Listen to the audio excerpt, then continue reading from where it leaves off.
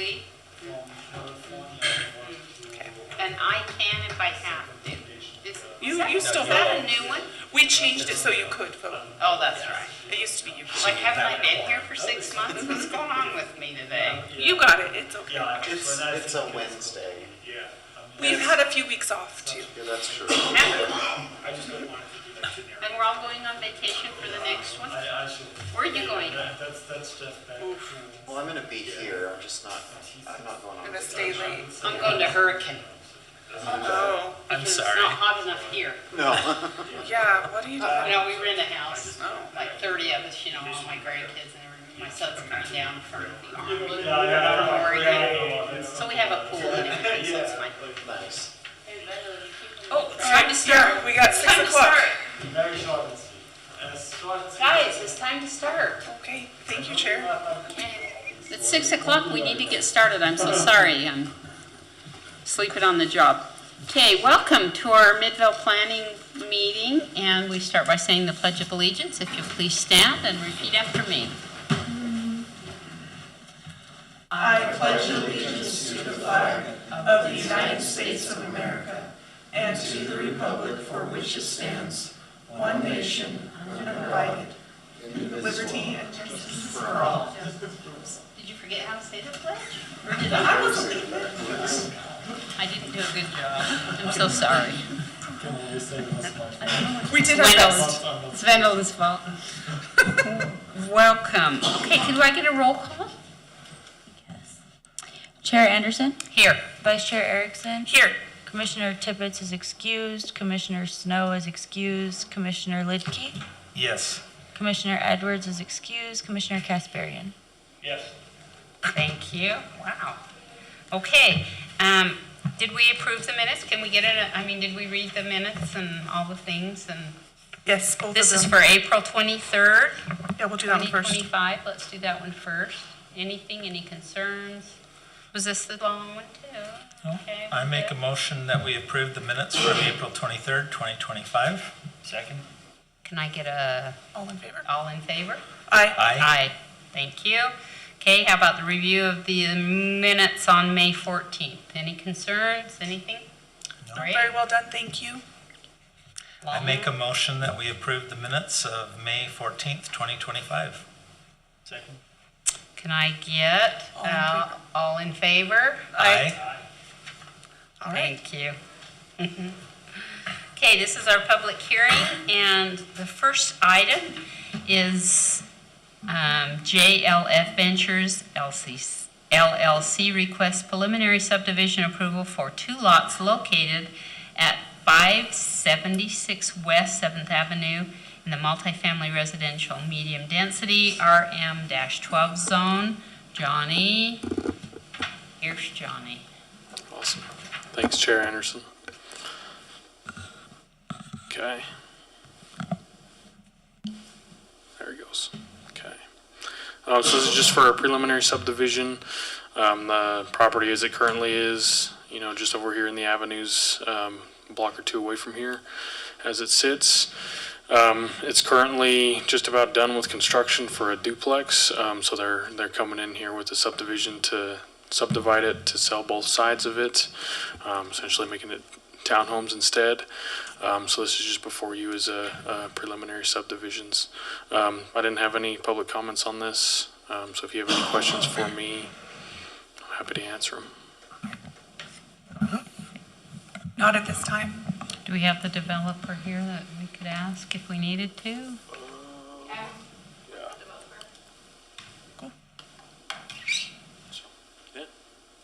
If she wants to come up. Do you want to come up and, I don't have. you don't have anything to tell us? Oh yeah, it's exciting. We're just about done with construction, as I said. We're just moving to try and make affordable housing and make it single ownership for Midvale City based off of city code, and just looking to move forward with that. I love that. And Yeah, what was your name? Morgan. Yeah, And last name? Lovato. Okay, Lovato. Yeah, Thank you. Morgan Lovato. Thank you. Do you Yeah, have any? yeah. I don't have any. Great. Okay, let's open this to the public hearing part. Seeing there's no comments, I make a motion that we close the public hearing. Second? Roll call? No. No. All in favor? Aye. Thank you. Well, I think this goes along with the agenda that we've seen Yes. several times, love it. subdividing for ownership. I think that's a great thing. Yeah, I think it's pretty straightforward and Yeah. I think it's great. Let's have a motion, should we? I move that we approve the preliminary subdivision for two lots located at 576 West 7th Avenue in the RM12 zone with the findings noted in the staff report. Second? Could I get a roll call? Chair Anderson, Yes. Vice Chair Erickson, Yes. Commissioner Lidke, Yes. Commissioner Kasparian. Yes. The motion passes. Thank you very much. Thank you for that. Appreciate it. Next is Jan Plum requests preliminary subdivision approval for a subdivision plat amendment to 4 commercial condominium units located at 613 East Fort Union Boulevard in the mixed-use 7200 South Overlay, MU 720 zone. Jonathan? Okay. This is just another preliminary subdivision. These are the 4 commercial condo units in question. So they've done some renovations inside the building. So they're just cleaning up their property lines to match for, property records and for tax purposes. So that's why that's before you tonight. As you can see, here's the redrawn units A1 through 4, which is what the amendment is for. So, Nice. yeah. Any questions for me? No, they're already existing. They just Correct. realigned the walls and so, yeah, Yep. that seemed pretty straightforward. Okay. Yeah. Thank you. Do we have the developer for any questions, anything? I'm here for Jan Plum. I don't know if you want to hear anything from me or not, but I think we're pretty straightforward, are we? If you'd like to speak, you're more than Yeah. welcome, but I can speak since I'm here. yeah. My name's Dean Duncan. Jan Plum came up sick this afternoon, so he asked me to be here. All it is within the building, the property lines are a little bit different. Originally, all of the units were owned by one owner, and so when they changed needs for larger space or whatever, we moved the lines. The people have now purchased their units, and so to make things cleaner, we've requested the change in property lines so that taxes are appropriate, and if there's ever a sale down the road, it's all taken care of beforehand. Nice. Any Awesome. questions? Nope. Perfect. Thank you very much. Thank you for your time. Okay, since this is public hearing, I'd like to open that up to the public. Seeing there's no public comments or no one here to make public comments, I make a motion that we close the public hearing. I second. All in favor? Aye. Aye. Aye. Okay, thank you very much. Let's have a motion now. I move that we approve the preliminary subdivision amending 4 office condominium units located at 613 East Fort Union Boulevard in the MU 720 zone with the findings noted in the staff report. Second. Can I get a roll call on that? Chair Anderson, Yes? Vice Chair Erickson, Yes. Commissioner Lidke, Yes. Commissioner Kasparian. Yes. The motion passes. Thank you very much. Thanks for that. Thanks for doing good housekeeping, I guess. Yeah. Do you need me for anything else? Nope. Go home. Thank you for being here. Thank you very much. Night off, okay? Okay. We're almost there. Thank you. Stick around for land use trading. Okay, let's have some staff update and other business, should we? Yep. We have Adam first. The Adam. Adam? Entry points plan. Yay.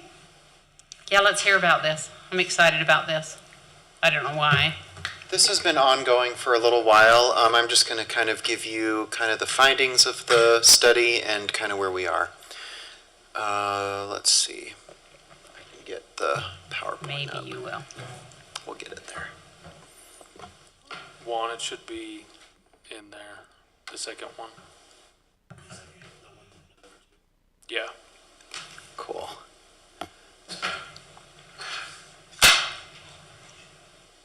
Here we go. All right, so the study itself identified these as locations for where these entry signs will go. So you can see that they're along all of the major corridors into Midvale. Along the west, all the roads coming in from West Jordan and Sandy on the south, Murray on the north, State Street on both north and south, and then over in the Fort Union area as you get off of I-215, as you come in on 900 East, and then also in on 7th East. There are really two types of signs that were chosen that we're looking at. There's a horizontal concept for areas that have more room to construct a sign, and this is the concept for a horizontal during the day, and then at night it will be lit up, very similar to this. And then also there's a vertical concept for areas that are more space constrained, and so in these areas we would like to have the vertical monument, if you will. Still a very similar concept to what you saw before. It's just for more of those constrained locations, and so that would be a night vision or a night view of that. With that, the first three locations that we're looking toward, or that we're looking to construct these, are along, I'll go back to the map. So the Jordan River Boulevard site, which is right here. So as you come in from West Jordan on 70th/72nd, that would be location number 1. Location number 2 would be along State Street North as you come in from Murray, and this would be located, do you know where the Sukasa restaurant is? There's, what we're anticipating is there's a little landscape area that they have, that they typically have like a wildflower mix. But we'd have to work with them and get an easement for that location. That would be a vertical sign because that's one of those constrained locations. The Jordan River Boulevard site would be a horizontal because there's more room there. And then the third location is as you come off of 215, so right there, that South Union Park. And we would be working with UDOT to place a horizontal sign in that location. Those scored the highest in an analysis that we did with our consultant group that would have the most visual impact. And so we do right now have the funding to construct those three. And so we're just trying to go about figuring out the best way to do that, whether it's through an RFP process or whether we just contract with a sign company to go in and do those one by one. So that's kind of where we're at, but the council's excited to move forward with that. As staff, we are as well. So that's just a brief update, and then the rest, they are all ranked, if you will, but those are the top three, and so those will be the first ones that we do. So I like them. That's Yeah. cool. I think they're very vibrant, and I think it's nice. I like that they light up too. yeah, and Nighttime. the thing that's cool is it really does kind of signify that you're in Midvale. I mean, right now there are some old signs, they're very hard to see and they're faded. But this just kind of is, identifies Midvale, and we are the middle of everything, and we're kind of gaining ground as kind of an arts and culture area, and this helps signify that and note that. I do appreciate how spread out the first round is, because that kind of gets it going. Yeah. And I think once you see these under construction and done, I think there will be momentum for the rest, and we should be able to knock those out fairly quickly. When I say quickly, I mean, in a couple of years, but, It's relative. it's relative. You understand. So unless there's any questions, that's all I have. No, that's great. That sounds good. Yep. Thank you. That's exciting. Hey, Randallin? Yep. We're gonna have some land use training.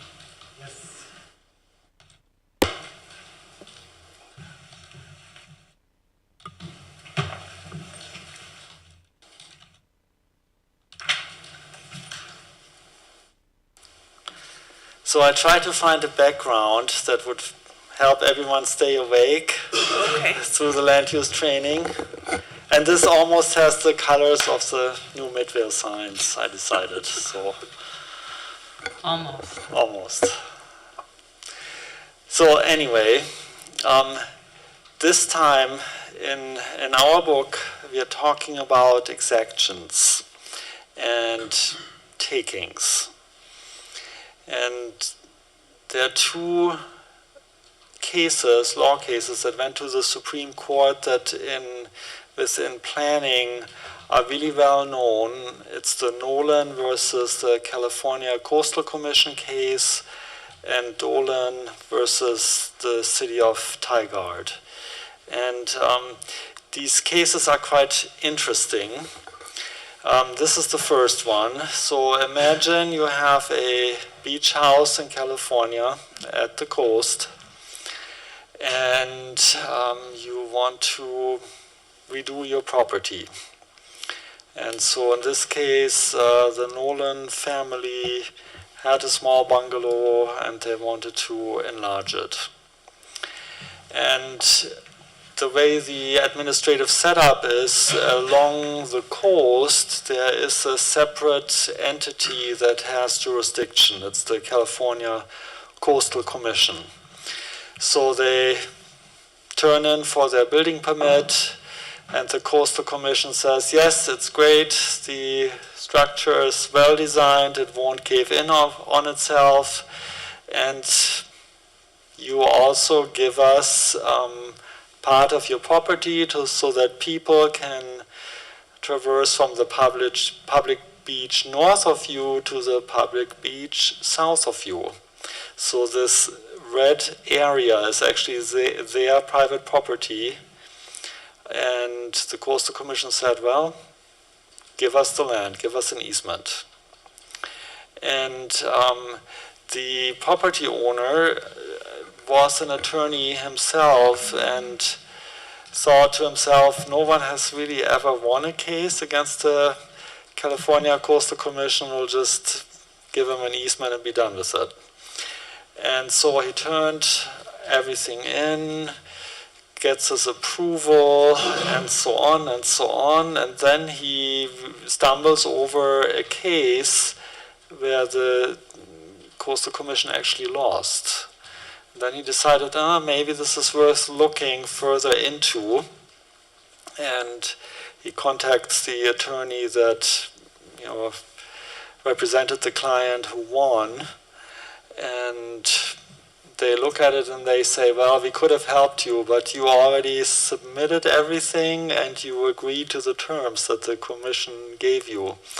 So this was before everything turned electronic. And this is internet folklore. I believe it's probably true because it sounds so outrageous. But he went into the office there and said, oh, I made a mistake on my application. Can I have the packet? They gave it to him, and then he shredded everything, and that meant nothing existed anymore. And so they went ahead with a court case. And they at first got, I think the first instance they won, then on appeal they lost, and then it worked itself through the system until it ended up with the Supreme Court. And the Supreme Court then said that this is an interesting arrangement here, and they actually then said to the applicant that they were right, that the Coastal Commission could not take their property in this fashion. And the reason being that there wasn't a nexus or a link between the approval that they were seeking and the condition that the commission put on them. And so that's very important because it tells us as cities where the borderline is between requiring something of a project and not requiring it. And so the first test is that there needs to be a link. If your project causes some impact, then the city can say, in order to mitigate the impact, we give you a certain condition. The second case, well, here's the explanation of it again. So the nexus needs to be there, the link.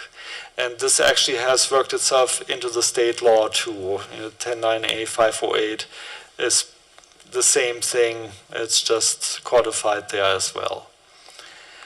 Now the next case, Dolan versus the city of Tigard is similar. You see a trail here, and there's a creek, and the building on the second picture is a hardware store, and the owner was trying to expand.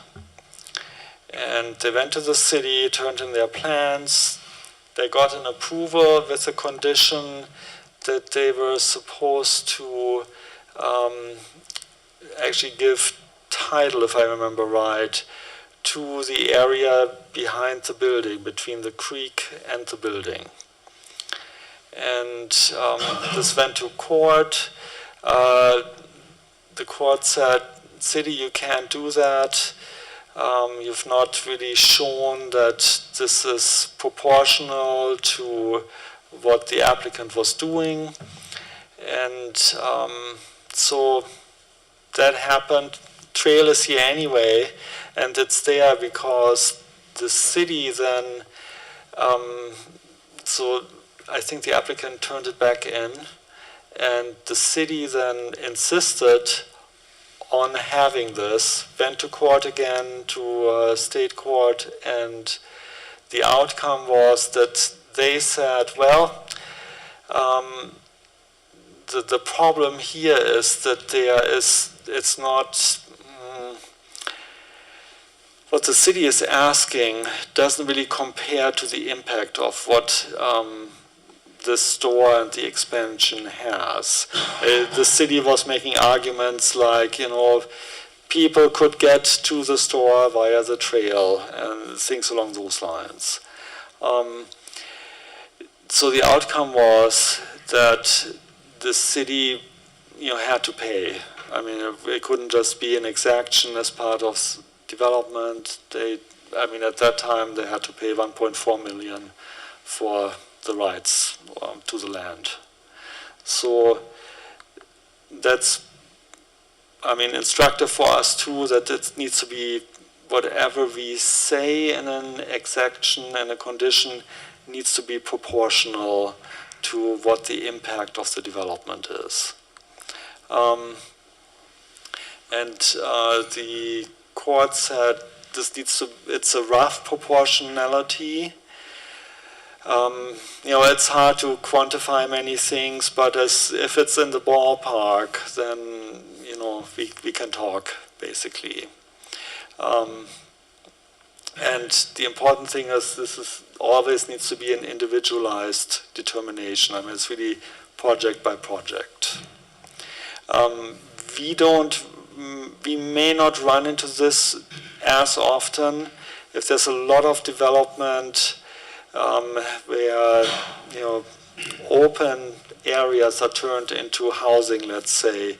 This comes up quite a bit. The developer comes in with a subdivision. Subdivision, of course, needs to be serviced by a road network. So the legitimate exaction from the city to the developer in a project like that is roads. By code, a local road has a certain width, and that's what the city can ask for. Now, if the transportation plan, for example, shows an arterial road in that location, an arterial being at least twice as wide as the normal local street, then the city cannot say to the developer, you now have to build and give us the arterial. They can ask the developer to build it, but then they have to compensate for the oversizing, for everything that's beyond what the local street would need to be. When you look into some of the impact fee studies that the city has done, when they talk about system improvements, that's what they're talking about. Something that serves everyone, but not necessarily one development in particular. So that's one section of what was in the book for today. Otherwise, it goes to quite a few federal and state statutes that basically tell the cities what to do.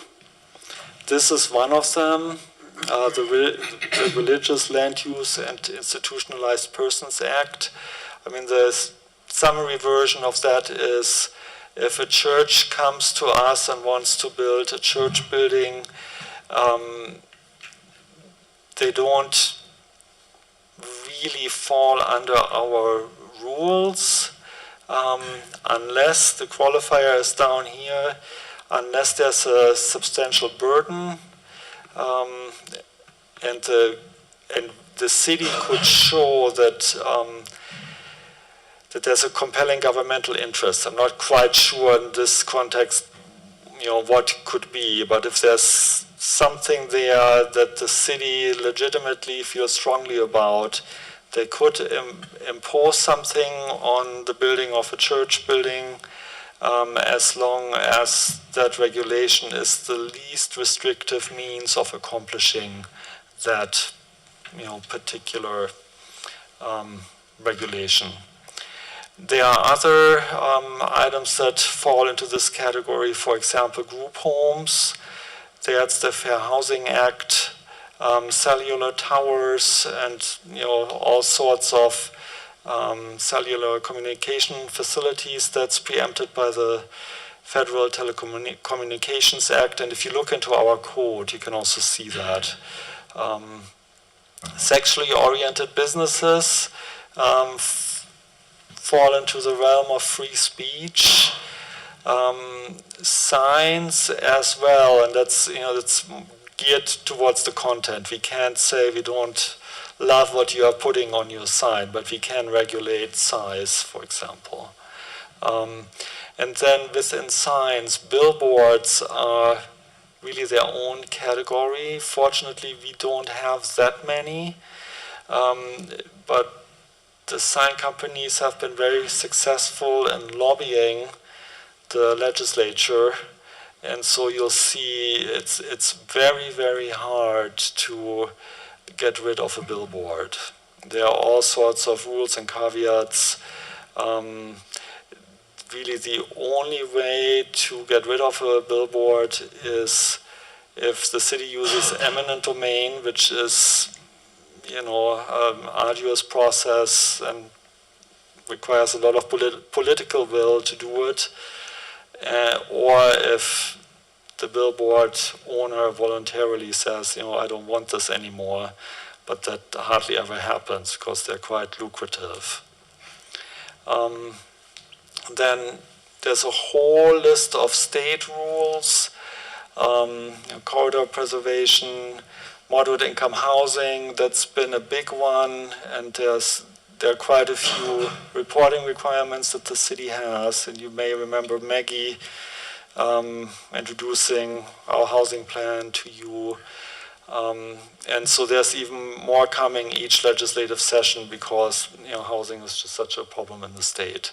And there's the list. If there are any of these that you are particularly interested in and have questions about, we can talk about those in a future meeting. And otherwise, you may have seen that on the city council agenda. In Jordan Bluffs, a new master development agreement was approved, and a new tax increment agreement with the developer that sort of changes some of the provisions. What that means is that we should see more progress at Jordan Bluffs, especially the parcel that's immediately south of Ivy Drive. You approved the large-scale master plan. It's been waiting for the development agreement to get approved, so that has happened. So there should be progress there pretty soon. And we're still working on our studies, the parks and open space plan, the Porter Rockwell Trail feasibility study. There's been some progress there, and there'll be the next steering committee meeting, most likely at the end of July. No, June, July? July, yeah. And so, do you have any questions? I don't think I have a question. I just wanted to comment. I was surprised to see how little eminent domain was mentioned in the chapters we had. Just because in my mind, it's land use regulation and then eminent domain, like there's no in between. So to understand like the gray areas in between about property rights was very interesting. Because it wasn't just a big leap to eminent domain. The city says we get this now. Yeah. Yeah, that there's wiggle room and gray area depending on each case. Yeah, and it seems that space also changes almost, I mean, lately with every legislative session. I mean, the trend has been that the legislature is getting tougher on cities, and, you know, there's been the threat just in this session to basically preempt the cities with regard to zoning in many cases. But that particular bill didn't get approved, but that space, you know, is flexible. And the eminent domain in and of itself, I mean, I've only seen it once, and the city at that time didn't, in the end, started the process but didn't finish it up. It's hard. Yeah, it's very hard. Yeah. So. Right, anything else? Did you tell them we don't have another June meeting?